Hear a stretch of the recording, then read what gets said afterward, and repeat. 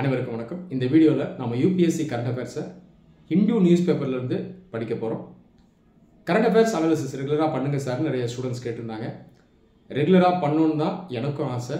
அன்ஃபார்ச்சுனேட்டாக ரெகுலராக எனக்கு டைம் கிடைக்கிறதில்ல. ஆனாலும் எனக்கு எப்பெல்லாம் டைம் கிடைக்குதோ முடிஞ்ச வரைக்கும் நான் கரண்ட் அஃபேர்ஸை அனலைஸ் பண்ண முயற்சி பண்ணுறேன். Please bear with me. Current அஃபேர்ஸை எப்படி அப்ரோச் பண்ணுறது, எப்படி படித்து நோட்ஸ் எடுக்கிறது, இதற்கான டீட்டெயில்டு கைடன்ஸும் டியூட்டோரியலும் நம்ம சேனலில் நான் ஆல்ரெடி கொடுத்துருக்கேன். பார்க்காதவங்க அந்த வீடியோஸை உடனடியாக பாருங்கள். கரண்ட் அஃபேர்ஸ் படிக்கிறதுக்கான கைட்லைன்ஸை நான் இப்போ ப்ரீஃபாக ஷேர் பண்ணுறேன். ஆனாலும் நீங்கள் அந்த வீடியோஸை பார்த்தா தான் ஃபுல்லாக உங்களுக்கு புரியும். முதல்ல கரண்ட் அஃபேர்ஸில் வர்றது எல்லாத்தையும் படிக்கணுன்ற அவசியம் இல்லை. நிறைய பேர் பண்ணுற தப்பு, நிறைய டைம் ஸ்பெண்ட் பண்ணி கரண்ட் அஃபேர்ஸில் வர எல்லாத்தையும் மனப்பாடம் பண்ணுவாங்க. இது தவறான ஒரு அணுகுமுறை. இது யூஸே இருக்காது. சொல்லப்போனால் இப்படி செஞ்சாலே செலெக்ஷன் நமக்கு கஷ்டமாயிடும். கரண்ட் அஃபேர்ஸ் ஒரு தனி சப்ஜெக்ட் கிடையாது. யூபிஎஸ்சி சிலபஸில் கொடுத்துருக்கூடிய முக்கியமான சப்ஜெக்ட் சம்மந்தமாக நீங்கள் டைனமிக்காக அப்டெயின் பண்ண போகிற நாலேஜ் தான் கரண்ட் அஃபேர்ஸ். டைனமிக் நாலேஜ்ன்றது நீங்கள் புக்கிலேருந்து டைரெக்டாக லேர்ன் பண்ணுற மாதிரி இருக்காது. பட் தொடர்ந்து அதை ஃபாலோ பண்ணி அப்டெயின் பண்ணுற மாதிரி இருக்கும். ஸோ இதை தான் நம்ம கரண்ட் அஃபேர்ஸ்னு சொல்கிறோம். முக்கியமான சப்ஜெக்ட் எதுலெல்லாம் நீங்கள் கரண்ட் அஃபேர்ஸ் படிக்கணும் அப்படின்னு கேட்டிங்கன்னா polity, economy, science and technology, environment, international relations, society and social issues, agriculture, defence and security. இந்த டிஃபென்ஸ் அண்ட் செக்யூரிட்டி உள்ளதான் இன்டர்னல் செக்யூரிட்டி வரும். கடைசியாக கவர்மெண்ட் ஸ்கீம்ஸ் அண்ட் அட்மினிஸ்ட்ரேஷன். இந்த 9 subjects for both prelims and mains combined. History geography பொறுத்தவரைக்கும் current அஃபேர்ஸில் பெருசாக வராது, எப்பயாவது தான் வரும். ஹிஸ்ட்ரி ஜியாகிரஃபியில் வருதுனாலும் நீங்கள் அதை சேர்த்து கவர் பண்ணுங்கள். இதை தாண்டி city news, cinema news, sport news, மற்ற மிஸ்லேனியஸ் நியூஸ்லாம் நீங்கள் விட்டுடலாம். சில பேர் சொல்லுவாங்க ப்ரிலிம்ஸில் போன வருஷம் கேட்டாங்க ஸ்போர்ட்ஸ் நியூஸில் 2 கேள்வி வந்துச்சுன்னு. இது எப்பயாவது வரும். அதுக்குன்னு நம்ம டெய்லி டைம் வேஸ்ட் பண்ணக்கூடாது. அது பெரிய தவறு. நீங்கள் எக்ஸாமினேஷன் ஒரு மாதம் இருக்கும்போது, ப்ரிலிம்ஸ்க்கு முன்னாடி சொல்கிறேன், அப்போ நீங்கள் இந்த கரண்ட் அஃபேர்ஸ் காம்பலேஷன் ஏதாவது ஒன்று அடிஷ்னலாக கூட வாங்கி அதில் இந்த விட்டு போகிற சில விடயங்களை நீங்கள் குயிக்காக கோ த்ரூ பண்ணிக்கலாம். அது வேணால் பண்ணுங்கள். டெய்லி பார்த்தீங்கன்னா நீங்கள் ஃபோக்கஸ்டாக படிக்கணும். எந்தெந்த ஏரியாஸில் ஃபோக்கஸ் பண்ணணுமோ அதில் மட்டும்தான் ஃபோக்கஸ் பண்ணணும். ஓகே ஃப்ரெண்ட்ஸ், இப்போ நான் ஹெட்லைன்ஸ் எடுத்துட்டேன். ஃபஸ்ட்டு நியூஸே துக்ககரமாக தான் இருக்குது. அன்ஃபார்ச்சுனேட்டாக கரூரில் நடந்த ஒரு பொலிட்டிக்கல் மீட்டிங்கில் 40 பேர் இறந்து போயிருக்காங்க. ஆக்டர் டர்ன்டு விஜய் டிவிகே அவருடைய கட்சி நடத்தின மீட்டிங் தான் இது. இப்போ விசாரணைக்கு உள்ளாக்கப்பட்டிருக்கு. இது எந்த சப்ஜெக்ட் கீழே வரும் அப்படின்னு பார்த்தீங்கன்னா, இது சப்ஜெக்ட் கிடையாது, ஒரு டாபிக்னு சொல்லலாம். டிசாஸ்டர் மேனேஜ்மெண்ட், ஜிஎஸ் பேப்பர் 3ல் வருது. இது ஒரு மேஜர் சப்ஜெக்ட் கிடையாது, பட் ஒரு டாபிக். இது நீங்கள் மெயின்ஸ் பாயிண்ட் ஆஃப் வியூவில் படிக்கணும். இந்த மாதிரி மோதலில் சாகுறாங்க பார்த்தீங்களா, இதெல்லாம் மேன் மேடு டிசாஸ்டர்னு சொல்லுவாங்க. மனிதர்களால் உருவாக்கப்படக்கூடிய பேரிடர். புயல், வெள்ளம், பூகம்பம், இதெல்லாம் பார்த்தீங்கன்னா நேச்சுரல் டிசாஸ்டர்ஸ். இது மேன்மேட் டிசாஸ்டர்ஸ். இப்போ இந்த மேன்மேட் டிசாஸ்டருக்கெல்லாம் எது முக்கிய காரணமாக இருக்கும்னு பார்த்தீங்கன்னா, ஒன்று அட்மினிஸ்ட்ரேட்டிவ் லேப்ஸாக இருக்கும். இப்போ 40 பேர் இறந்துருக்காங்க. அட்மினிஸ்ட்ரேட்டிவ் லேப்ஸும் கண்டிப்பாக ஒரு காரணமாக இருக்கும். அட்மினிஸ்ட்ரேஷன் வரும்போது அந்த க்ரௌடை கரெக்டாக மேனேஜ் பண்ணாங்களா, கரெக்டாக அவங்க ரூல்ஸை ஃபாலோ பண்ணுறாங்களான்னு அங்கே இருக்க அஃபீஷியல்ஸ் அதை என்ஷோர் பண்ணாங்களா, அடிக்குவேட் போலீஸ் பர்சனல் இருந்தாங்களா, அதை தாண்டி இந்த ப்ரைவேட்டாக இந்த கட்சி இதில் இருந்த நபர்கள் அவங்க கரெக்டாக அந்த க்ரௌட் மேனேஜ்மெண்ட்டை பண்ணாங்களா, அவங்க கவர்மெண்ட் கொடுத்த ரூல்ஸை ஃபாலோ பண்ணாங்களா, இல்லை விதி மீறினாங்களா. ஸோ இதெல்லாம் இந்த அட்மினிஸ்ட்ரேஷன் கீழே வரும். இது பார்த்தீங்கன்னா இந்த ஷார்ட் டேர்முக்கு நம்ம பார்க்குறோம். லாங் டேர்ம் பொறுத்த வரைக்கும் நீங்கள் அட்மினிஸ்ட்ரேட்டிவ் லேப்ஸ் அப்படின்னு வரும்போது இதெல்லாம் பார்க்கலாம்னா, உட்கட்டமைப்பு இருக்குது பாருங்கள், இன்ஃப்ராஸ்ட்ரக்சர். இதே அன்பிளான்டாக பில்ட் பண்ணியிருப்பாங்க. உதாரணத்துக்கு நிறைய சிட்டிஸை அன்பிளான்டாக இந்தியாவில் பில்ட் பண்ணியிருக்காங்க. இந்த சிட்டிஸ்லாம் மழை காலத்தில் வெள்ளத்துக்கு உள்ளாகிடும், ஃப்ளட்ஸில் அஃபெக்ட் ஆகிடும். இதுவுமே பார்த்தீங்கன்னா ஒரு அட்மினிஸ்ட்ரேட்டிவ் லேப்ஸ் தான். இங்கேயும் அட்மினிஸ்ட்ரேட்டிவ் தான். ஆனால் இந்த ட்ராஜடி பார்த்தீங்கன்னா அது ஒரு ஷார்ட் டேர்ம். இதே பிளானிங் இன்ஃப்ராஸ்ட்ரக்சர் அப்படின்னு வரும்போது லாங் டேர்ம். ஸோ இந்த ட்ராஜடிக்குள்ளே நீங்கள் போய் ரொம்பலாம் ஃபேக்ட்ஸை கலெக்ட் பண்ண வேணால், நீங்கள் கான்செப்ட்ஸ்லாம் தெரிஞ்சுக்கிட்டா போதும். Disaster management, man-made disaster. இதற்கு வே ஃபார்வர்டு என்ன, இதை நீங்கள் ஃபர்தராக அதுக்கப்புறம் சப்ஜெக்டில் படிப்பீங்க. நான் உங்களுக்கு ப்ரீஃபாக சொல்கிறேன். வே ஃபார்வர்டு என்னன்னு பார்த்தீங்கன்னா, அட்மினிஸ்ட்ரேஷன் சைட்லேருந்து அக்கௌண்டபிலிட்டி இருக்கணும். அக்கௌண்டபிலிட்டினா அந்த பொறுப்புணர்வு இருக்கணும். செகண்ட், இந்த பப்ளிக் ப்ரைவேட் இருக்காங்க இல்லையா, இந்த 2 பேருக்கு நடுவில் கோஆர்டினேஷன் ப்ராப்பராக இருக்கணும். இப்போ ப்ரைவேட்னு சொல்லும்போது இங்கே அந்த கட்சி வந்துடுது டிவிக்கு. பப்ளிக்னு சொல்லும்போது கவர்மெண்ட் ஏஜென்சிஸ், போலீஸ், இவங்கெல்லாம் வந்துடுறாங்க. இவங்க மத்தியில் கோஆர்டினேஷன் இருந்துதா இல்லையா, அல்லது லேப்ஸ் இருந்துதா? ஓகேங்களா? அதை தாண்டி 3வது, இந்த மாதிரி மீட்டிங்ஸ்லாம் நடத்தும் போது இதை யார் பெஸ்ட்டாக எடுத்து கண்டக்ட் பண்ணலான்னு பார்த்தீங்கன்னா, அந்த லோக்கல் பாடிஸ் இருப்பாங்க. இது ஒரு சிட்டியில் நடந்திருக்கு, நான் ஜென்ரலாக சொல்கிறேன். டவுன்ஸில் பார்த்தீங்கன்னா இந்த முனிசிபாலிட்டிஸ்லாம் இருக்கும், இதுவும் லோக்கல் பாடிஸ் தான். லோக்கல் பாடிஸ் இதை எடுத்து பண்ணாங்கன்னா பெட்டராக அட்மினிஸ்டர் பண்ணலாம். ஏன்னா பேர்லேயே வந்து local bodies, local self governance. State கவர்மெண்ட்டே டைரெக்டாக எடுத்து இதை அட்மினிஸ்டர் பண்ணுறதுக்கும் லோக்கல் லெவலில் இருக்க அஃபிஷியல்ஸ் பண்ணுறதுக்கும் பெரிய வித்தியாசம் இருக்குது இல்லையா? நான் சொல்கிறது புரியுதா? நீங்களே சொல்லுங்கள். இப்போ கரூரில் அந்த லோக்கல் பாடியில் இருக்கக்கூடிய அந்த லீடர்ஸ்க்கெல்லாம் இந்த ஏரியாவை பற்றி நல்லாவே தெரியும். எவ்வளோ பேர் வருவாங்க, அவங்களுடைய பிஹேவியர் எப்படி பிளான் பண்ணலான்றது பெட்டராக தெரியும். அவங்க ப்ராபப்ளி இன்னொரு சைட்டை கூட அவங்க வந்து சஜஸ்ட் பண்ணியிருக்கலாம். க்ரௌட் மேனேஜ்மெண்ட்டை அவங்களால பெட்டராக பண்ண முடியும்.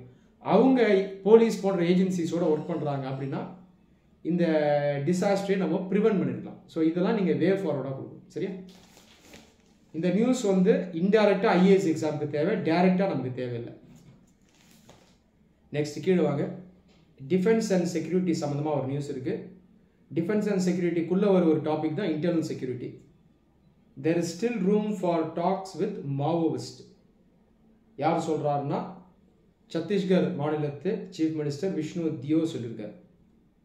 ஓகேங்களா? டாபிக் இன்டர்னல் செக்யூரிட்டி, உள்நாட்டு பாதுகாப்பு.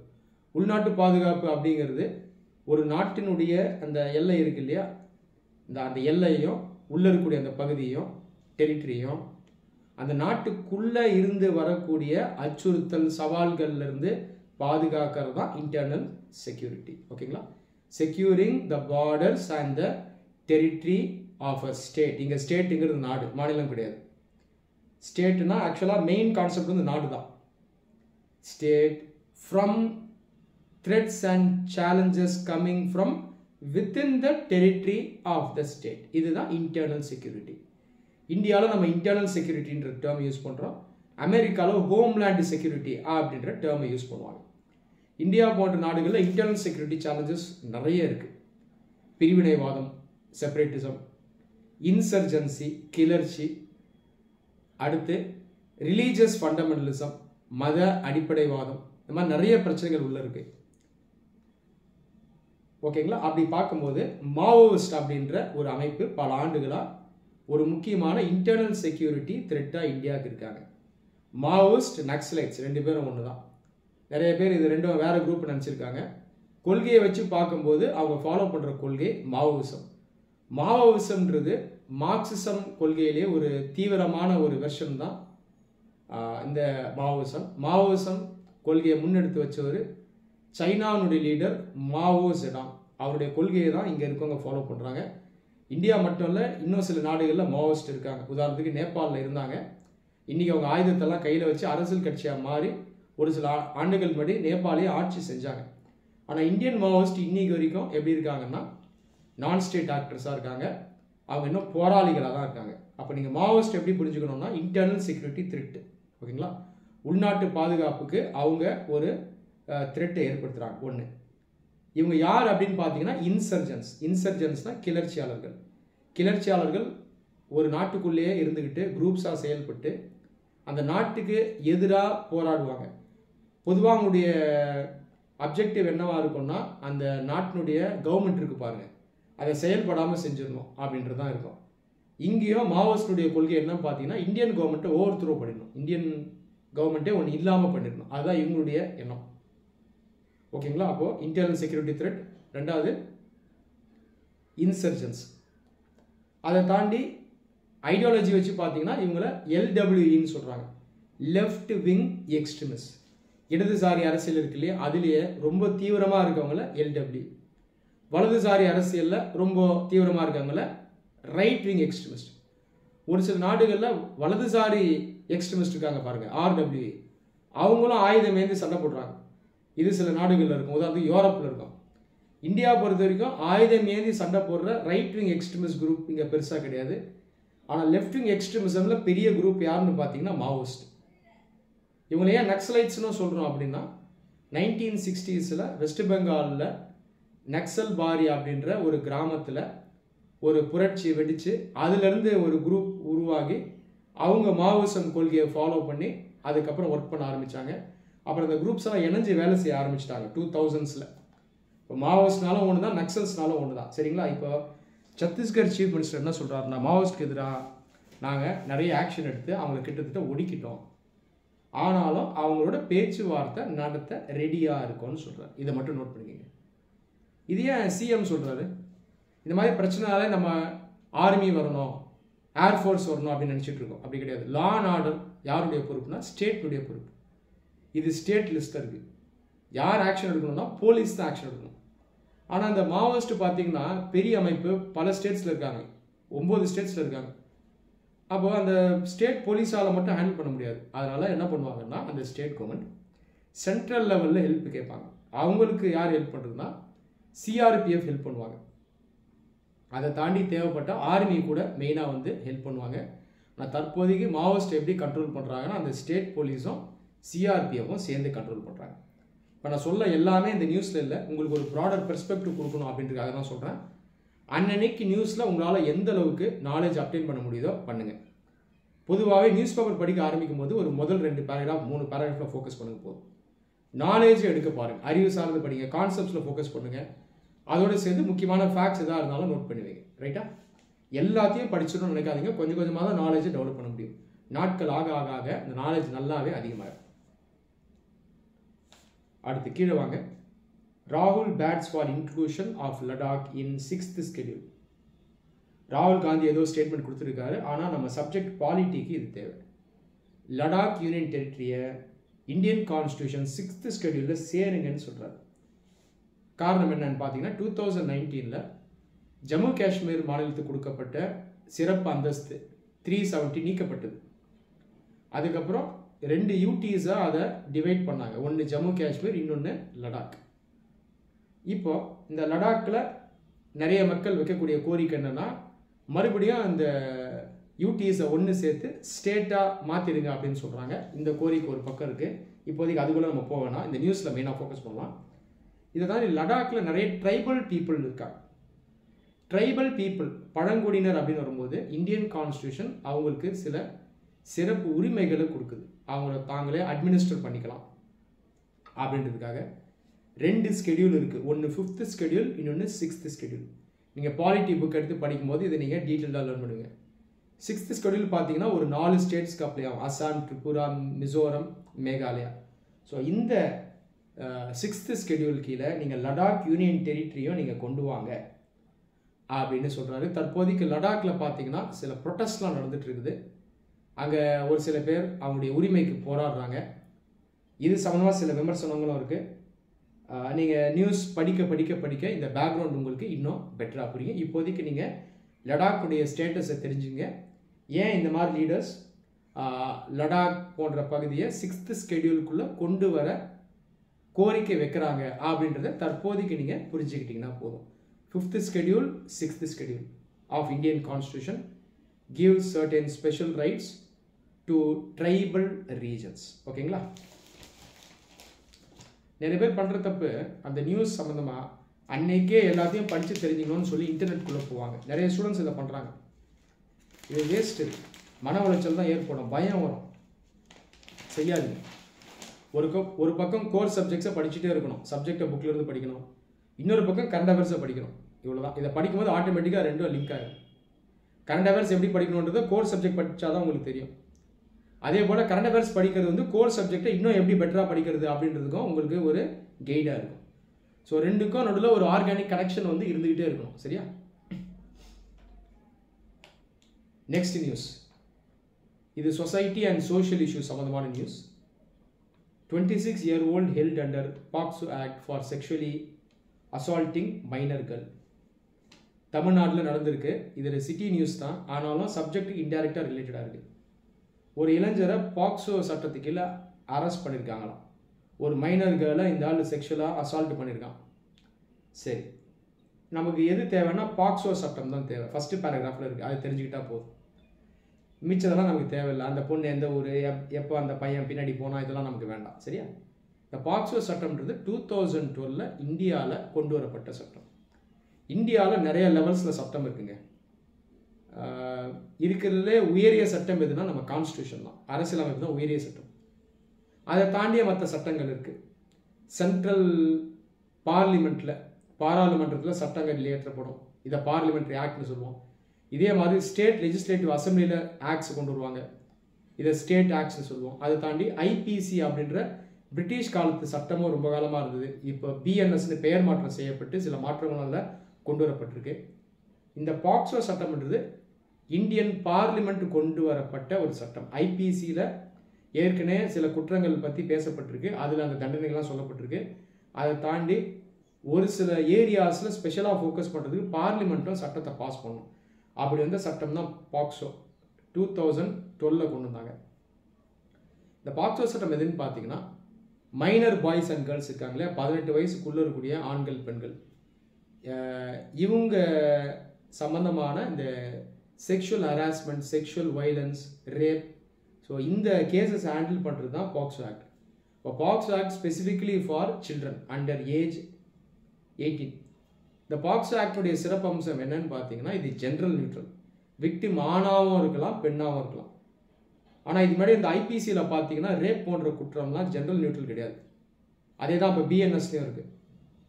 இந்தியாவில் அந்த காலத்துலேருந்து இன்றைக்கி வரைக்கும் ரேப் அப்படின்ற கான்செப்ட் வந்து ஃபீமேலுக்கு தான் அப்ளை ஆகும், மேலுக்கு அப்ளை ஆகும். ஆனால் அந்த போக்சோ சட்டத்தில் ரேப் வந்து மேலுக்கும் அப்ளை ஆகும். 18 வயசுக்குள்ளே இருக்க பையனுக்கும் அப்ளை ஆகும், 18 வயசுக்குள்ளே இருக்கக்கூடிய ஒரு பெண் குழந்தைக்கும் அப்ளை ஆகும். இதுதான் அந்த பாக்ஸோ ஆக்ட். இது தெரிஞ்சுக்கிட்டா போதும். ஸோ இந்த மாதிரி பிரச்சனைகள்லாம் நீங்கள் சொசைட்டியில் பார்க்கலாம். ஓகேங்களா? இதெல்லாம் எது கீழே வரும்னு பார்த்தீங்கன்னா, வைலன்ஸ், டிஸ்கிரிமினேஷன், இது கீழே வரும். சப்ஜெக்ட் சொசைட்டி சப்ஜெக்ட் படிக்கும்போது பாசிட்டிவும் படிக்கணும், நெகட்டிவும் படிக்கணும். பாசிட்டிவில் பார்த்தீங்கன்னா டெவலப்மெண்ட், எம்பவர்மெண்ட், ரைட்ஸ் இதெல்லாம் வரும், ஃப்ரீடம் இதெல்லாம் வரும். நெகட்டிவ்னு வரும்போது டிஸ்கிரிமினேஷன், வைலன்ஸ், டெப்ரிவேஷன், பாவர்ட்டி இதெல்லாம் நீங்கள் படிக்கணும். பாவர்ட்டி இந்த சப்ஜெக்ட் சொசைட்டியில் எந்தெந்த செக்ஷன்ஸ் மேலே நீங்கள் அதிகம் ஃபோக்கஸ் பண்ணணுன்னா, women, poor people, farmers, children, அது இல்லாமல் எஸ்சிஸ் அண்ட் எஸ்டிஸ். எடிட்டோரியல் பேஜுக்கு நான் வந்துட்டேன். எடிட்டோரியலாக படித்தே ஆகணும்னு நிறைய ஸ்டூடெண்ட்ஸ் வந்து ஒரு துடிப்பில் இருப்பாங்க. இது தேவையில்லை. எடிட்டோரியல் நமக்கு சிலபஸ்க்கு சம்பந்தமானதாக இருந்தால் மட்டும்தான் படிக்கணும். இது ஒரு நியூஸ் ஐட்டம், அவ்வளோதான். எடிட்டோரியலில் இருக்கக்கூடிய ஸ்பெஷாலிட்டி என்னென்னா, இது வந்து சில எக்ஸ்பர்ட்ஸால் எழுதப்பட்டிருக்கும், அவங்க பல்வேறு கோணங்களை அனலைஸ் பண்ணியிருப்பாங்க. ஸோ நீங்கள் நிறைய வியூ பாயிண்ட்ஸ் எடுக்கலாம். மெயின்ஸ் எக்ஸாமுக்கு நமக்கு அதிகமாக எடிட்டோரியல் ஹெல்ப்ஃபுல்லாக இருக்கும். அதே நேரத்தில் எல்லா எடிட்டோரியலையும் படிக்கணும்னு அவசியம் இல்லை. ஒரு எடிட்டோரியல் ரொம்ப ஸ்காலர்லியாக இருக்குது, ரொம்ப இன்டெப்த்தாக போகுது, புரியவே இல்லைன்னா விட்டுருங்க. அதே நேரத்தில் நிறைய டேட்டா, இன்ஃபர்மேஷன், ஃபேக்ட்ஸ்லாம் இருக்குது அப்படின்னா அதையும் விட்டுருங்க. நமக்கே தெரிஞ்சிடும் எதை படிக்கணும், எதை படிக்க வேணாம் அப்படின்னு. கரண்ட் அஃபேர்ஸ் படிக்கிற முதல் ஒரு மாதம் வந்து எடிட்டோரியல் நீங்கள் போக வேண்டாம், ஒரு மாதத்துக்கு அப்புறம் போங்க. சரியா? இப்போ இன்றைக்கி ஒரு 6-7 எடிட்டோரியல் இருக்குங்க, 6 இருக்குது.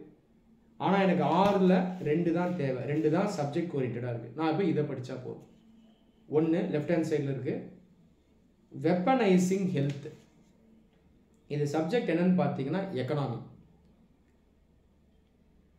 இந்த நியூஸ் என்ன சொல்லுதுன்னா, Americans will see medical bills shoot up due to Donald Trump's action. இந்த ஹெட்டிங்கை பார்க்கும்போது இது அமெரிக்கா சம்மந்தப்பட்ட ஒரு நியூஸ் அப்படின்னு நமக்கு தோணுது. ஆனால் இது ஆக்சுவலாக எக்கனாமி சம்மந்தமான நியூஸ். இதில் இந்தியாவுக்கும் சம்மந்தம் இருக்குது. சரி, இந்த ஒட்டுமொத்தமாக இந்த நியூஸ் ஐட்டம் எதை வச்சு படிக்கணும்னா, ட்ரேட் ப்ரொடெக்ஷனிசம் அப்படின்ற கான்செப்ட் வச்சு படிக்கணும். இதை நீங்கள் புக்கில் படிப்பீங்க, எக்கனாமிக் புக்கில். ட்ரேட் ப்ரொடெக்ஷனிசம்னா என்னன்றது நான் இப்போ சொல்கிறேன்.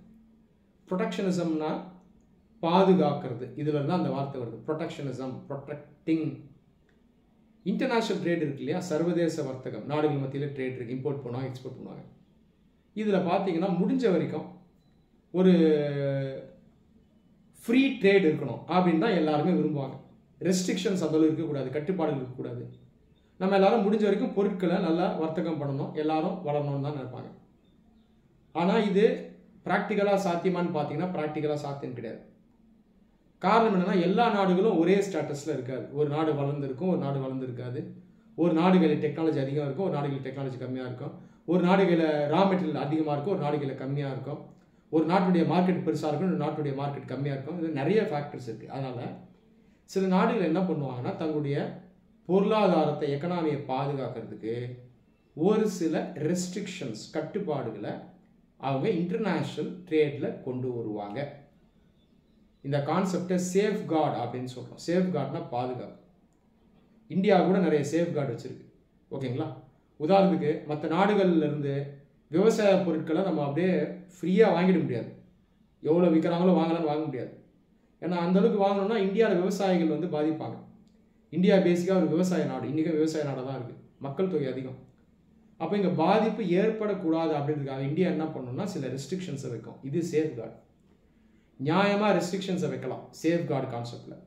ஆனால் ஒரு சில நாடுகள் என்ன பண்ணுவாங்கன்னா, இதையும் தாண்டி அன்ஃபேராக, நியாயமற்ற முறையில் அல்லது அளவுக்கு அதிகமாக ரெஸ்ட்ரிக்ஷன்ஸை வைப்பாங்க. இந்த கான்செப்ட் தான் எக்கனாமிக் ப்ரொடெக்ஷனிசம். ஒட்டுமொத்தமாகவே எக்கனாமியில் எதில் நீங்கள் ரெஸ்ட்ரிக்ஷன்ஸ் வைக்கிறீங்க, அது அன்ஃபேராக இருக்குது, எக்ஸசிவாக இருக்குன்னா அது எக்கனாமிக் ப்ரொடெக்ஷனிசம். ஸ்பெசிஃபிக்காக வர்த்தகத்தில் ட்ரேடில் மட்டும் வைக்கிறீங்கன்னா அது ட்ரேட் ப்ரொடெக்ஷனிசம். இதுதான், இது நீங்கள் புக்கில் படிப்பீங்க. ஓகேங்களா? அதே இந்த நியூஸில் நான் அப்ளை பண்ணுறேன். இப்போ அமெரிக்கா எக்கனாமிக் ப்ரொடெக்ஷனிசமில் ஈடுபடுது. ரீசெண்டாக ட்ரம்ப் சொன்னார் இல்லையா, இந்தியா மேலே அவங்க வரி விதிப்பை 50% அதிகப்படுத்த போகிறாங்க அப்படின்றது. இது நத்திங் பட் ட்ரேட் ப்ரொடெக்ஷனிசம். அந்த அடிப்படையில் இவர் என்ன பண்ணுறாருன்னா, ஃபார்மாசூட்டிக்கல்ஸ் இருக்கு இல்லையா, மருந்துகள், இதனுடைய டேரிஃப்ஸையும் இன்க்ரீஸ் பண்ணுறாரு. அதுதான் இப்போது இந்த நியூஸில் வருது. இந்த நியூஸை படித்து பாருங்கள். US President Donald Trump has weaponized access to health care in America, where prescription drugs account for about 10% of household medical care spending. 100% tariffs அவர் வந்து இம்போர்ட்ஸில் இப்போ இம்ப்ளிமெண்ட் பண்ணியிருக்கார். By announcing 100% tariffs on imports of branded and patented medicines with effect from October 1. அப்போ ஒரு மாத்திரை ஒரு American வாங்குறாரு, $1 வச்சுக்கோங்க, சும்மா எக்ஸாம்பிள் சொல்கிறேன். $1 ஒரு அமெரிக்கன் ஒரு மாத்திரை வாங்குறாருன்னா அதுக்கு வரி எவ்வளோ வரும்னா $1 வரும். அப்படிதான் நம்ம புரிஞ்சுக்கணும். இப்போ இதில் இந்தியாவுக்கு என்ன பிரச்சனை, இதுதான் ஃபர்தராக இந்த எடிட்டோரியல் சொல்லுது. இப்போ இந்தியா போன்ற நாடுகளுக்கு இதில் ஒரு பிரச்சனை இருக்குது. இந்த நியூஸை ஃபர்தராக படிச்சிங்கன்னா நமக்கு தெரியும். யூரோப்பியன் யூனியன், ஜப்பான், இந்த 2 பார்ட்னர்ஸோட மட்டும் அவர் வந்து அந்த வரி விதிப்பை குறைச்சிருக்காரு. 15% தான் டேரிஃப் போட்டிருக்காரு. ஆனால் உத்து பார்த்தீங்கன்னா இதில் பெருசாக ஒன்றும் மாற்றம் இருக்காது. ஏன்னா அமெரிக்கா, யூரோப்பியன் யூனியன், ஜப்பான் இவங்க எல்லாமே மருந்தை மற்றவங்ககிட்ட இருந்து வாங்குறவங்க. இவங்க ப்ரொடியூசர் கிடையாது. சொல்கிறது புரியுதா? இவங்க வந்து வாங்குறவங்க, இவங்க கன்சியூமர்ஸ். இந்த மார்க்கெட்டுக்குள்ளே தான் அது வரும். இவங்க மேலே வரியை குறைச்சிருக்கிறதுல அமெரிக்காவுக்கு ஒன்றும் பெரிய லாஸ் இல்லை. ஏன்னா இந்த நாடுகள்கிட்ட இருந்து, யூரோப்பில் இருந்தோ ஜப்பானில் இருந்தோ அந்தளவுக்கு நிறைய அமெரிக்காவுக்குள்ளே போகாது. இதுதான் அது சொல்கிறாங்க. இதில் யூரோப்பியன் யூனியனில் ஒரு சில மருந்துகள் அதிகமாக உற்பத்தி பண்ணுற நாடும் இருக்குது.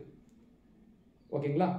ஆனாலும் ஒட்டுமொத்தமாக இந்த 2 பகுதியிலேருந்து அமெரிக்காவுக்குள்ளே பெருசாக மருந்துகள் போகாது. ஆனால் இந்தியா போன்ற நாடுகள்லேருந்து அமெரிக்காவுக்கு அதிகமாக இந்த மெடிசின்ஸ் உள்ளே போகுது. UK, சுவிட்சர்லாந்து, சிங்கப்பூர், இந்த மாதிரி நாடுகள்லாம் பார்த்தீங்கன்னா இப்போ அந்த 100% டேரிஃபை ஃபேஸ் பண்ணும். UK இப்போ யூரோப்பியன் யூனியனில் இல்லை, ஒரு காலத்தில் இருந்துச்சு, வந்துருச்சு. சுவிட்சர்லாந்து யூரோப்பியன் யூனியனில் சேர்ந்ததே கிடையாது. சிங்கப்பூர் யூரோப்பே கிடையாது. ஆனால் இவங்க தான் மெயினாக மருந்து மேனுஃபேக்சர் பண்ணுறாங்க. சொல்கிறது புரியுதா? இப்போ இந்த மாதிரி நாடுகளுக்கு இம்பேக்ட் அதிகமாக இருக்கும். அப்போ கான்செப்ட் வச்சு அப்படியே நீங்கள் அந்த ஃபேக்ட்ஸை படிச்சுட்டு வாங்க. ஓகேங்களா? முக்கியமான ஃபேக்ட்ஸை மட்டும் நோட் பண்ணி மனப்பாடம் பண்ணால் போதும், எல்லாத்தையும் நோட் பண்ண வேணாம். அதோட சேர்த்து சில ஸ்பெசிஃபிக் ஃபேக்ட்ஸும் கொடுத்துருக்காங்க. பயோசிமிலர், API, இந்த மாதிரி கான்செப்ட்ஸும் இருக்குது. இதற்கான மீனிங்கை மட்டும் நீங்கள் ஜஸ்ட் கூகுளில் செக் பண்ணிக்கலாம். ஓகேங்களா? ரொம்பலாம் உள்ளே போக வேண்டாம். இப்போ இந்தியாவுக்கு வரேன். இந்தியா எதில் ஸ்ட்ராங்குன்னு பார்த்தீங்கன்னா ஜென்ரிக் இண்டஸ்ட்ரிங்க. இந்த ஜென்ரிக் மெடிசின்ஸ் அப்படிங்கிறது என்னன்னா, இது வந்து பேட்டன்ட் இருக்காது. ஓகேங்களா? இன்டெலெக்சுவல் ப்ராப்பர்ட்டி அதில் இருக்காது. இந்த ஜென்ரிக் மெடிசின்ஸ் எப்படி பண்ணுவாங்கன்னா, ஒரு காலகட்டத்தில் அந்த மருந்துக்கு பேட்டன்ட் இருந்திருக்கும். அதுக்கப்புறம் அந்த பேட்டன்ட் என்ன ஆகிடும்னா எக்ஸ்பயர் ஆகிடும். அதுக்கப்புறம் அந்த காலகட்டத்துக்கு அப்புறம் அதை யார் வேணாலும் மேனுஃபேக்சர் பண்ணலாம். இதுதான் ஜென்ரிக் மெடிசன். இந்தியா வந்து largest manufacture of generic medicine. உலகத்திலே அதிகமாக ஜென்ரிக் மெடிசன்ஸை மேனுஃபேக்சர் பண்ணுறதுனால தான். ஜென்ரிக் மெடிசன்ஸ் இந்த உலகத்துக்கு தேவை. ஏன்னா அந்த நிறைய பின்தங்கிய நாடுகள்லாம் இருக்காங்க, இங்கே நிறைய வியாதிகள்லாம் இருக்குது, மற்ற பிரச்சனைகள் இருக்குது. இவங்களால பேட்டன்ட் மெடிசனை அதிகமாக பணம் கொடுத்து வாங்க முடியாது. அப்போ இவங்க இந்த ஜென்ரிக் மெடிசனை தான் நம்பியிருக்காங்க. அப்போ இந்தியா இந்த உலகத்தில் பல நாடுகளுக்கு தன்னுடைய ஜென்ரிக் மெடிசன் இண்டஸ்ட்ரி மூலமாக ஹெல்ப் பண்ணிகிட்டு இருக்கு. ஓகேங்களா? ஆனால் ஜென்ரிக் மெடிசன் மேலே தற்போதைக்கு அமெரிக்கன் கவர்மெண்ட் இந்த டேரிஃப்ஸை இன்க்ரீஸ் பண்ணலை. 100% இங்கே இன்க்ரீஸ் பண்ணலை. அது வரைக்கும் சந்தோஷம். இதையும் வந்து நியூஸ் ஐட்டம் சொல்லுது. ஜஸ்ட் நோட் பண்ணி வச்சுக்கோங்க. புரியுதுங்களா? அப்போ இந்தியா இதில் டைரெக்டாக அஃபெக்ட் ஆகலை, பட் ஓரளவுக்கு இன்டைரக்டாக அஃபெக்ட் ஆகும். அமெரிக்கா வந்து இந்தியன் ஜென்ரிக் இண்டஸ்ட்ரியை அவங்க தற்போதைக்கு எய்ம் பண்ணுது. ஒரு சில ஃபேக்ட்ஸையும் நோட் பண்ணி வச்சுக்கலாம். ஃபேக்ட்ஸ் டேட்டா நோட் பண்ணி வச்சுக்கலாம். India exported more then $10.5 billion worth of formulations to the US in financial year 25. இந்த வருஷம் $10 billion மேலே நம்ம என்ன பண்ணியிருக்கோம், அமெரிக்காவுக்கு மருந்துகளை விற்றுருக்கோம். ஒரு ஐடியாக்காக நோட் பண்ணி வைக்கலாம். அதை எக்ஸாக்டாக மனப்பாடம் பண்ணணும்னு அவசியம் இல்லை. ஒரு 10ன்னு ரவுண்டாக வச்சுங்க. அப்போ அமெரிக்கா இந்தியாவுக்கு ஒரு பெரிய ஃபார்மாசூட்டிக்கல் மார்க்கெட். அடுத்து 2 கான்செப்ட் இருக்கு பாருங்கள். Biosimilar, API.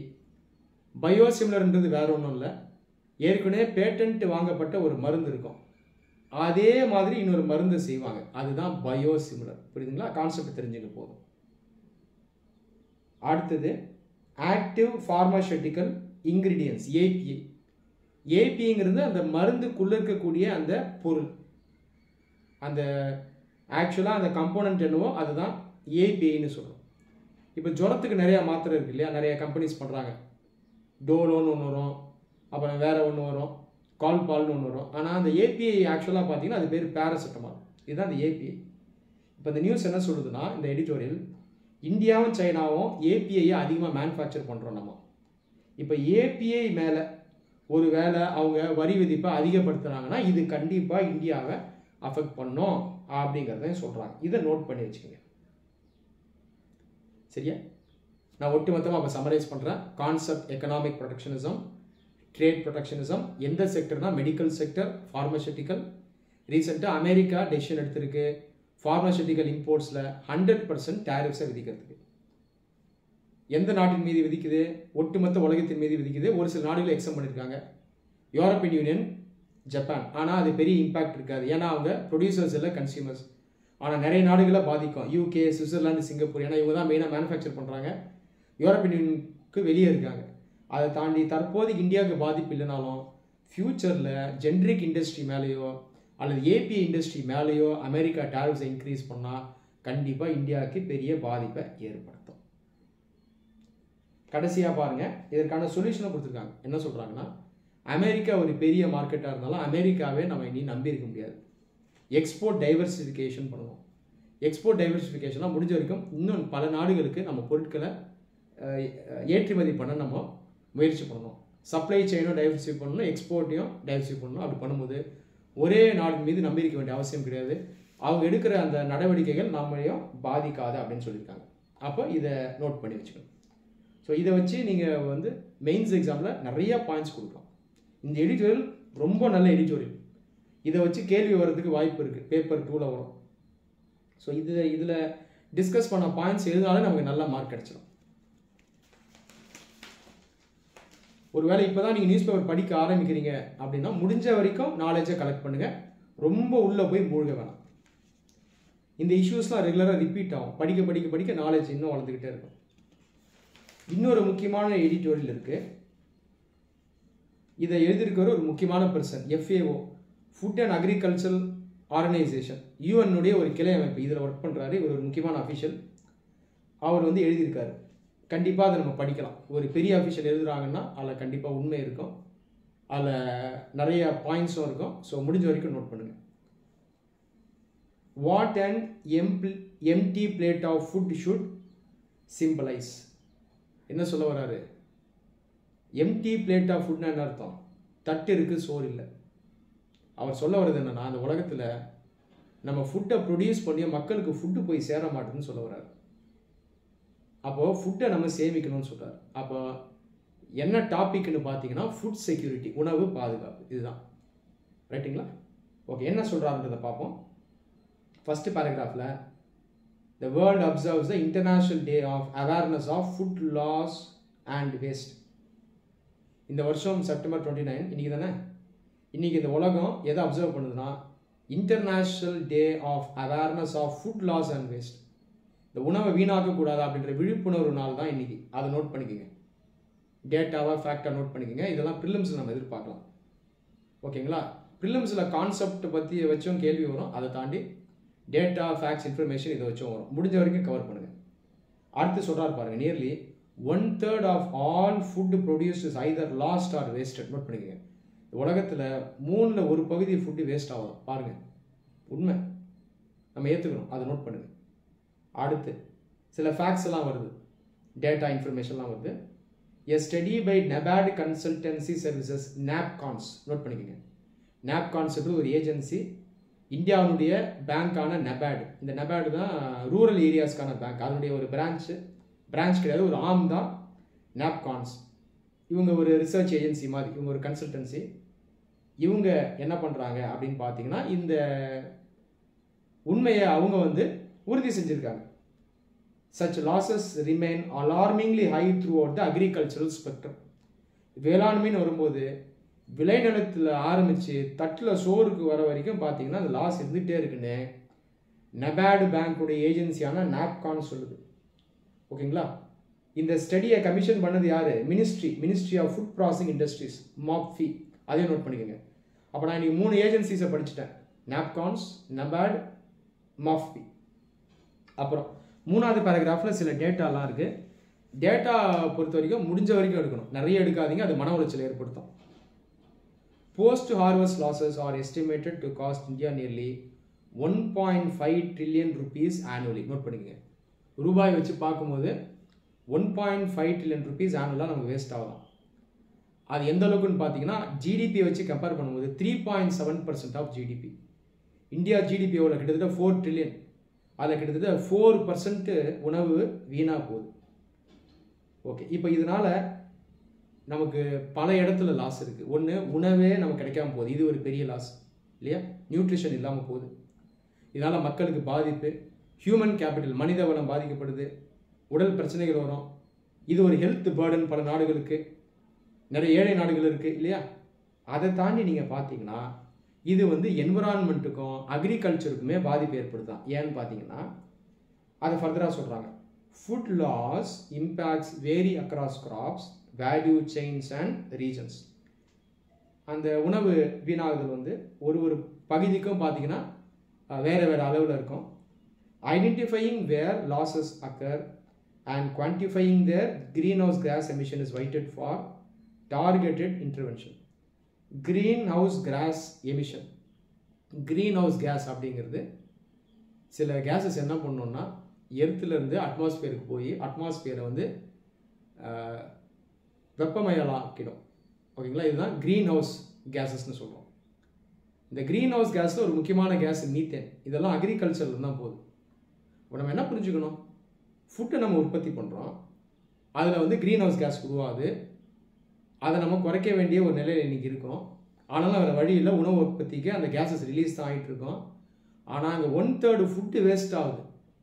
அப்போது அளவுக்கு அதிகமாக நம்ம அந்த க்ரீன் ஹவுஸ் கேஸையும் எமிட் பண்ணுறோம். ஒருவேளை இந்த ஃபுட் வேஸ்ட்டை குறைச்சா க்ரீன் ஹவுஸ் எமிஷனும் குறையும் இல்லையா? அக்ரிகல்ச்சர் மூலமாக என்விரான்மெண்ட்டை பாதிக்கக்கூடிய க்ரீன் ஹவுஸ் கேஸஸையும் நம்ம குறைக்கலாம். இந்த மாதிரி நீங்கள் புரிஞ்சுக்கணும். இந்த எடிட்டோரியல் பொறுத்த வரைக்கும் டிஃப்ரெண்ட் சப்ஜெக்ட்ஸ் வருதுங்க. ஒன்று என்விரான்மெண்ட், இன்னொன்று எக்கனாமி, இன்னொன்று அக்ரிகல்ச்சர். 3 சப்ஜெக்ட்ஸ் உள்ள வருது பாருங்கள். புரியுதுங்களா? அடுத்தது இந்த செகண்ட் காலமில் வந்தீங்கன்னா இன்னும் சில டேட்டா ஃபேக்ட்ஸ் கொடுத்துருக்காங்க.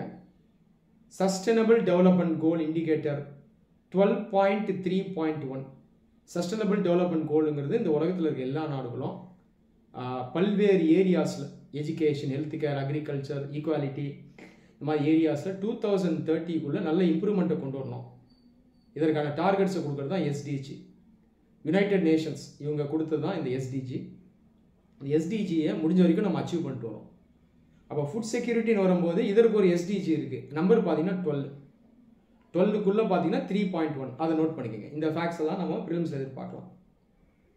12.3.1 தான் ஃபுட் லாஸ் அண்ட் வேஸ்ட். ஓகேங்களா? அடுத்து அந்த நீங்கள் இந்த எடிட்டோரியலில் படிக்கும்போது ஸ்கிம்மிங் பண்ணணும், ஸ்கேனிங் பண்ணணும். ஓகேங்களா? எந்த பகுதி முக்கியம், எங்கே ப்ராப்பர் நாலேஜ் இருக்குது அதில் ஃபோக்கஸ் பண்ணணும். எங்கெல்லாம் மேலோட்டமாக இருக்குது, வெறும் டேட்டாவாக இருக்குது, சூப்பர்ஃபிஷியலாக இருக்குது, அதை விட்டுலாம். ஓகேங்களா? ஸ்கிம்மிங், ஸ்கேனிங் இது வந்து ரொம்ப முக்கியம். ஸ்கிம்மிங்ன்றது எது மையப்பகுதி, எது ரொம்ப முக்கியம், அதை ஃபோக்கஸ் பண்ணுறது ஸ்கிம்மிங். அடுத்து ப்ராக்டிக்கல் சொல்யூஷனும் அவர் தராரு. அவர் என்ன சொல்கிறாருன்னா, இந்தியா போன்ற நாடுகளுக்கு ஒரு மல்டி ப்ராங்ட் அப்ரோச் தேவை, பல்வேறு கோணங்களில் ஒர்க் பண்ணணும். அதுக்கு என்ன சொல்கிறாருன்னா, டெக்னாலஜி தேவை, பார்ட்னர்ஷிப் தேவை. பார்ட்னர்ஷிப்னு சொல்லும்போது ப்ரைவேட் பப்ளிக் செக்டர் பார்ட்னர்ஷிப்பாக இருக்கலாம், யூனிவர்சிட்டி பப்ளிக் செக்டர் பார்ட்னர்ஷிப்பாக இருக்கலாம், ப்ரைவேட் செக்டர் யூனிவர்சிட்டி பார்ட்னர்ஷிப்பாக இருக்கலாம். பல்வேறு அமைப்புகள் ஒன்று சேர்ந்து பார்ட்னர்ஷிப்பில் ஒர்க் பண்ணணும்னு சொல்கிறார். அடுத்தது private sector commitment. Private sector commitment இந்தியாவில் ரொம்ப பூராக இருக்குது. அக்ரிகல்ச்சரில் நீங்களே பார்த்துருப்பீங்க. கிராமப்புறங்களில் ரோடு போட மாட்டாங்க, கோடவுன் கட்ட மாட்டாங்க. இந்த பெரிய பெரிய பிஸ்னஸ் பீப்புள் பார்த்தீங்கன்னா அக்ரிகல்ச்சரில் இன்வெஸ்ட் பண்ண அவங்க ரெடியாக இல்லை. இதெல்லாம் ஹைலைட் பண்ணுறாரு. அடுத்து சர்க்குலர் எக்கனாமி. சர்க்குலர் எக்கனாமிங்கிறது அக்ரிகல்ச்சர் மாதிரி செக்டர் எடுத்துட்டிங்கன்னா அதில் வரக்கூடிய ஒரு ப்ராடக்ட் வந்து அந்த செக்டருக்குள்ளேயே இன்னொரு ஏரியாவுக்கு இன்புட்டாக போகணும். இதுதான் சர்க்குலர் எக்கனாமி அப்படின்னு நம்ம சொல்கிறோம். அப்போ என்ன சொல்கிறாருன்னா, ஃபுட்டை வேஸ்ட் பண்ணாதீங்க.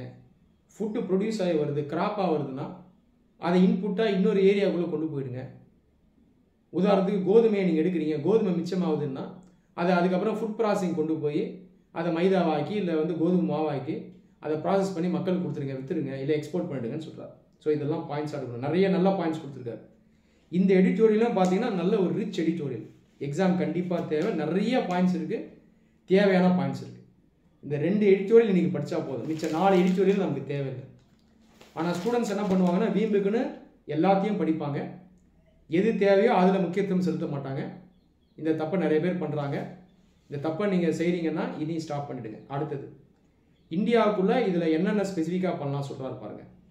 ரெஃப்ரிஜிரேட்டட் டிரான்ஸ்போர்ட், மாடர்ன் ஸ்டோரேஜ், அல்லாமல் சீக்கிரம் கெட்டு போகக்கூடிய பொருட்களான ஃப்ரூட்ஸ், வெஜிடபிள், டைரி, மீட், இதுக்கெல்லாம் நம்ம இன்ஃப்ராஸ்ட்ரக்சரை டெவலப் பண்ணோம்.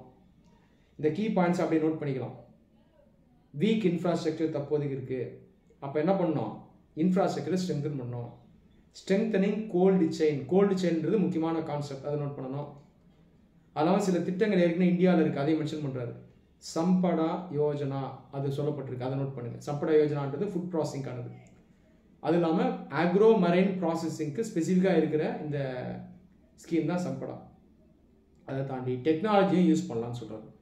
இன்டர்நெட் ஆஃப் திங்ஸ் யூஸ் பண்ணலாம், ஆர்டிஃபிஷியல் இன்டெலிஜென்ஸ் யூஸ் பண்ணலாம், இதெல்லாம் சொல்கிறார். இதை நோட் பண்ணிக்கங்க.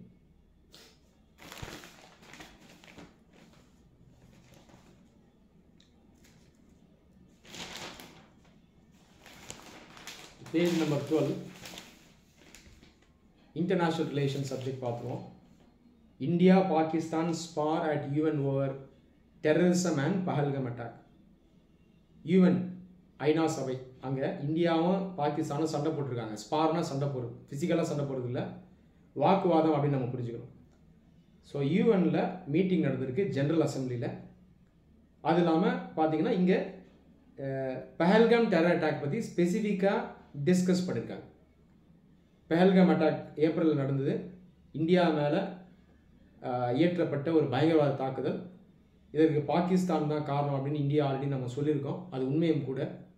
Pakistan is a state sponsor of terror. பயங்கரவாதத்தை ஒரு அரசே சப்போர்ட் பண்ணுறது தான் ஸ்டேட் ஸ்பான்சர்னு சொல்கிறோம். பல ஆண்டுகளாக இவங்க இதை செஞ்சுட்டு வராங்க. இதை நாம் இப்போ யூஎனில் சுட்டி காட்டியிருக்கோம். அது இல்லாமல் ஒரு ஸ்ட்ராங் மெசேஜை கொடுக்கறதுக்கு பாகிஸ்தானை டெரரிஸ்தான் அப்படின்னும் நம்ம சொல்லிட்டோம். இதற்கு பாகிஸ்தான் பதிலடி கொடுத்துருக்கு. இதுதான் அந்த நியூஸில் இருக்குது.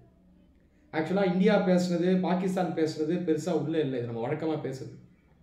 பாகிஸ்தான் வழக்கமாக என்ன சொல்லுவாங்கன்னா, ப்ரூஃப் கொடுங்க, இந்தியா ப்ரூஃப் தரல அப்படின்னு சொல்லுவாங்க. அதை தாண்டி கடைசியாக என்ன இப்போ சொல்லியிருக்காங்கன்னா, இந்தியாவே வன்முறையில் ஈடுபடுற நாடு தான், சுற்றி இருக்கிற சின்ன அண்டை நாடுகளை டீஸ்டபிளைஸ் பண்ணுது அதோட இன்டெலிஜென்ஸ் ஏஜென்சிஸ் வச்சு அப்படின்னு அவங்க குற்றம் சாட்டியிருக்காங்க. சரி, இப்போ நம்ம இதில் என்ன புரிஞ்சுக்கணும்னா, கான்செப்ஷுவலாக பார்த்தோம்னா, இங்கே செக்யூரிட்டின்றது முக்கியமான கான்செப்ட், பாதுகாப்பு. இன்டர்னல் செக்யூரிட்டி படித்தோன்னா இது முன்னாடி மாவோயிஸ்ட்டு. இது வந்து எக்ஸ்டர்னல் செக்யூரிட்டி. நாட்டுடைய எல்லை பகுதியை வெளியிருந்து வரக்கூடிய த்ரெட்ஸ் சேலஞ்சஸ்லேருந்து பார்த்துக்கிறது தான் எக்ஸ்டர்னல் செக்யூரிட்டி.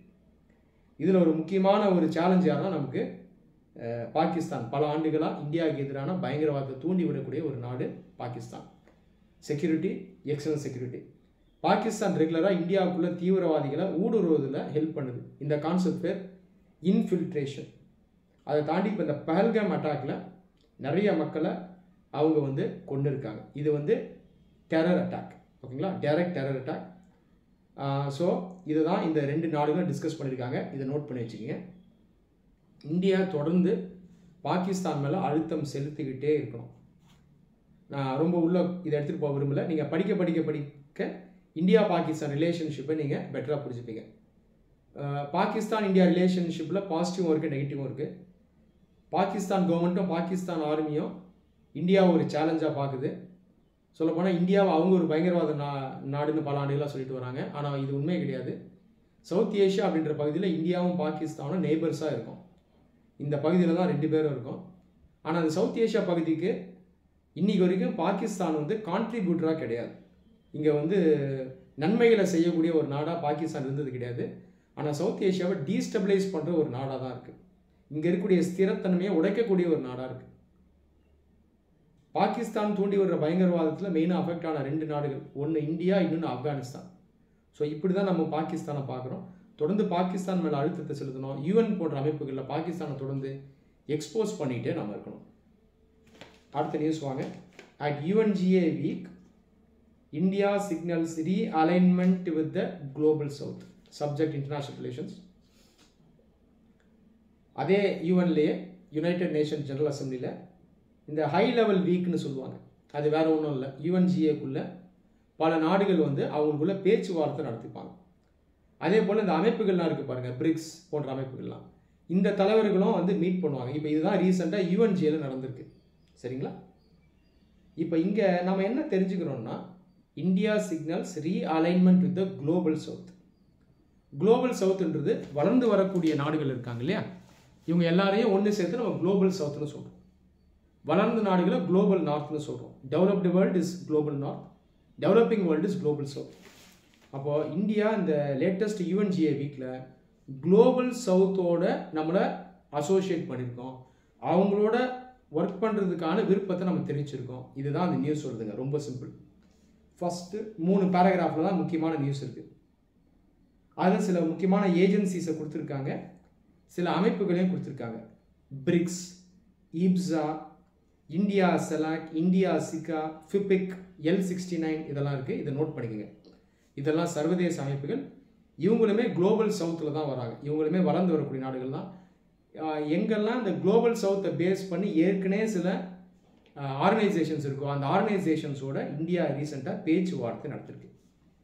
ஆக்சுவலாக இந்தியா இந்த குளோபல் சவுத்துக்கு ஒரு லீடர். டெவலப்பிங் கண்ட்ரிஸ்குள்ளே பார்த்தீங்கன்னா நம்ம ஒரு லீடர்.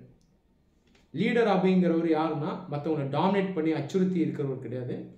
மற்றவங்களுக்கு ஒரு வழிகாட்டியாக இருக்கவர், தேவைப்படும் போது ஹெல்ப் பண்ணுறவர், இவர் தான் லீடர்.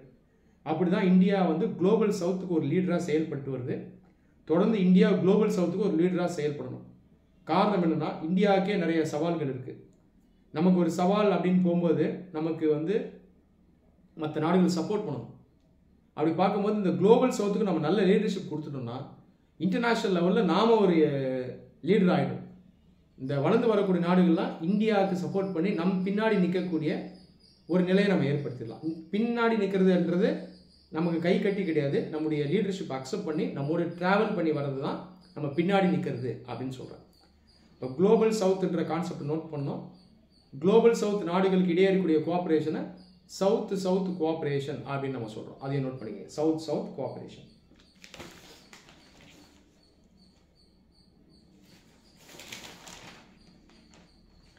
பேஜ் நம்பர் 14 சயின்ஸ் சம்பந்தமாக நியூஸ் இருக்குது.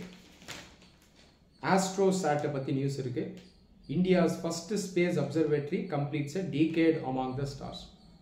ஆஸ்ட்ரோசாட் இந்தியாவுடைய சயின்ஸ் சேட்டலைட் 10 வருஷத்துக்கு முன்னாடி ஸ்பேஸ்க்கு போச்சு. இப்போ 10 வருஷத்தை கம்ப்ளீட் பண்ணியிருக்கு. ஒரு பெரிய அச்சீவ்மெண்ட் இது சொல்லப்பட்டிருக்கு. நோட் பண்ணிக்கோங்க. ஃபஸ்ட்டு 2 பேராகிராஃபில் முக்கியமான பாயிண்ட்ஸ் இருக்குது. ஆஸ்ட்ரோசாட் நோட் பண்ணணும். இதை லான்ச் பண்ணது வந்து PSLV. PSLVயை பற்றி அதுக்கப்புறம் நீங்கள் சயின்ஸ் புக்லேருந்து படிப்பீங்க. PSLV C30ன்றது மட்டும் நோட் பண்ணிக்கங்க போதும். ஓகேங்களா? இந்த சயின்ஸ் சேட்டலைட்ஸ் எல்லாம் டெவலப்மெண்ட்டுக்கு ரொம்ப ஹெல்ப்ஃபுல்லாக இருக்கும். Education, health care, disaster management, அப்புறம் பயோடெக்னாலஜி, இந்த ஏரியாஸ் எல்லாம் ரிசர்ச் பண்ணுறதுக்கு இந்த சயின்ஸ் சேட்டலைட்ஸ் வந்து நமக்கு ரொம்ப ஹெல்ப்ஃபுல்லாக இருக்கும். சரிங்களா? ஸ்பேஸ்க்கு போகும்போது நிறைய இன்ஃபர்மேஷனை கலெக்ட் பண்ணோம், அதை திரும்ப எர்த்துக்கு அனுப்போம். இதை இங்கே இருக்க சயின்டிஸ்ட் வந்து ஃபர்தராக அவங்களுடைய ரிசர்ச்சுக்கு யூஸ் பண்ணுவாங்க. இந்தியா தொடர்ந்து ஃபியூச்சரில் ஆஸ்ட்ரோசாட் போன்ற சயின்ஸ் சேட்டலைட்ஸை நம்ம ஸ்பேஸுக்கு அனுப்போம். கடைசியாக இன்டர்நேஷ்னல் ரிலேஷனில் பேஜ் நம்பர் 16 ஒரு நியூஸ் பார்த்துருவோம். Iran denounces unjustifiable return of UN curbs as talks with West fail. Iran நாடு என்ன சொல்லுதுன்னா, மேற்கத்திய நாடுகள் தன் மீது இப்போ செலுத்திருக்கக்கூடிய அந்த கட்டுப்பாடுகள் இது நியாயமற்றதுன்னு சொல்லியிருக்குங்க. இதுதான் இதற்கான பேக்ரவுண்டை சொல்லிடுறேன். ஈரான் ஒரு காலத்தில் மேற்கத்திய நாடுகளுடைய கூட்டாளியாக தான் இருந்தது. 1979 இருக்கும். 1979 ஒரு புரட்சி அங்கே ஏற்பட்டு அதுக்கப்புறம் மேற்கத்திய நாடுகளிலிருந்து பிரிஞ்சிருது ஈரான். இன்னைக்கு வரைக்கும் இதை வந்து மேற்கத்திய நாடுகள் மைண்டில் வச்சுருக்காங்க. ஒரு பெரிய கோபம் அவங்களுக்கு இருக்குது. இது ஒரு பெரிய அரசியல் காரணம். எப்படி என் கட்டுப்பாட்டில் இருந்த நீ இங்கேருந்து பிரிஞ்சு போயிட்ட அப்படின்ற ஒரு ஆதங்கமும் கோபமும் அவங்களுக்கு இருக்குது. இந்த மேற்கு ஆசியா, வெஸ்ட் ஏஷியா பகுதியில் முதல் முறையாக ஒரு நாடு இந்த மேற்கத்திய நாடுகளுடைய ஆதிக்கத்திலிருந்து வெளியே வருதுன்னா அது ஈரான் தான். அதை தொடர்ந்து ஈரான் என்ன பண்ணுறாங்கன்னா, தன்னுடைய டெக்னாலஜியை அவங்க டெவலப் பண்ணணும், நியூக்ளியர் எனர்ஜியிலன்னு அவங்க நினைக்கிறாங்க. நியூக்ளியர் ப்ரோக்ராமை டெவலப் பண்ணணும்னு நினைக்கிறாங்க. நியூக்ளியர் ப்ரோக்ராம்னாலே வெப்பன்ஸ் உருவாக்குறது கிடையாது. நியூக்ளியர் எனர்ஜிக்கான டெக்னாலஜியை உருவாக்கி அதை மக்களுக்கு யூஸ் பண்ண ட்ரை பண்ணுறதுக்கு அந்த ப்ரோக்ராமை ஸ்டார்ட் பண்ணுவாங்க. இதுதான் நியூக்ளியர் ப்ரோக்ராம். அந்த நியூக்ளியர் ப்ரோக்ராமை மக்களுக்கு ப்ராப்பராக யூஸ் பண்ணுறாங்கன்னா அது பேர் civilian nuclear programme. Food processing, medical treatment, electricity generation, இதுக்கெல்லாம் யூஸ் பண்ணுவாங்க. ஸோ இந்த காரணங்களுக்காக தான் நான் என்னுடைய நியூக்ளியர் ப்ரோக்ராமை ஸ்டார்ட் பண்ணேன் அப்படின்னு ஈரான் சொல்கிறாங்க. பல ஆண்டுகள் முன்னாடியே ஸ்டார்ட் பண்ணிட்டாங்க. ஆனால் அந்த வெஸ்டர்ன் கண்ட்ரிஸ் இருக்கிற குற்றச்சாட்டு என்னன்னா, இல்லை இது நீ சிவில் நியூக்ளியர் ப்ரோக்ராம்னு சொன்னாலும் நாங்கள் இதை ஒத்துக்க மாட்டோம், நீ வெப்பன்ஸை யூஸ் பண்ணுறதுக்கு இந்த ப்ரோக்ராமை யூஸ் பண்ணுவேன் அப்படின்னு பல ஆண்டுகளாக அந்த மேற்கத்திய நாடுகள் குற்றச்சாட்டு வைக்கிறாங்க. ஆனால் ஈரான் இதை மறுக்குது. என் நாடு இந்த ப்ரோக்ராம் நடத்துறது என்னுடைய உரிமை, அதை தாண்டி வெப்பன்ஸை டெவலப் பண்ணுறது என்னுடைய நோக்கம் கிடையாது. ஆனால் நீங்கள் அத்துமீறி என் மேலே நிறைய கர்ப்ஸ், ரெஸ்ட்ரிக்ஷன்ஸை வச்சுருக்கீங்க, இது நியாயமற்றது அப்படின்னு ஈரான் பல ஆண்டுகளாக சொல்லுது. அமெரிக்காவும் சரி, மேற்கத்திய இந்த ஐரோப்பிய நாடுகளும் சரி, அமெரிக்கா, ஐரோப்பிய நாடுகள், மெயினாக வெஸ்டர்ன் யூரோப், இந்த நாடுகளை சேர்ந்தது தான் வெஸ்டர்ன் சொல்கிறோம், மேற்கத்திய நாடுகள். இவங்க தான் ஈரான் மேலே பல ஆண்டுகள் முன்னாடியே சாங்ஷன்ஸ் அப்ளை பண்ணாங்க. சாங்ஷன்ஸ் அப்படின்றது ஒரு பெரிய நாடு, ஜென்ரலாக ஒரு பொருளாதார ரீதியாக சக்தி குறைஞ்ச நாட்டின் மீது பொருளாதார தடைகளை விதிப்பாங்க. அதுதான் எக்கனாமிக் சாங்ஷன்ஸ் சொல்கிறோம். இதை பல ஆண்டுகள் முன்னாடியே விதிச்சிட்டாங்க. இப்போ இந்த சாங்ஷன்ஸை என்ன பண்ணுறாங்கன்னா அவங்க ரீஇம்போஸ் பண்ணுறாங்க, மறுபடியும் அதை அமலுக்கு கொண்டு வராங்க. இதுதான் இப்போ நீங்கள் நியூஸில் பார்க்குறீங்க. இதற்கு வே ஃபார்வர்டு என்னன்னு பார்த்தீங்கன்னா, ஒரு பக்கம் வெஸ்ட், இன்னொரு பக்கம் ஈரான். இப்போ தொடர்ந்து பேச்சுவார்த்தை நடத்தி இந்த பிரச்சனையை ஒரு சுமூகமான முடிவு கொண்டு வரணும்.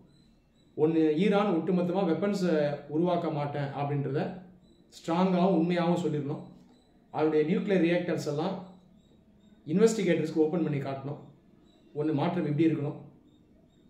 இல்லை அந்த பக்கம் மேற்கத்திய நாடுகள் கீழே இறங்கி வந்து ஈரான் மேலே ஏற்கனவே போட்டிருக்க சாங்ஷன்ஸை அவங்க ரிமூவ் பண்ணி ஈரானுடைய பேச்சுவார்த்தை நடத்தணும். ஸோ ரெண்டு பக்கமும் மாற்றம் இருக்கணும். there should be change of heart. only then this issue will come to an end. Okay, thank you friends. நம்ம இன்னொரு வீடியோவில் ஃபர்தராக கரண்ட் அஃபேர்ஸை இன்னொரு நாள் டிஸ்கஸ் பண்ணுவோம். நன்றி.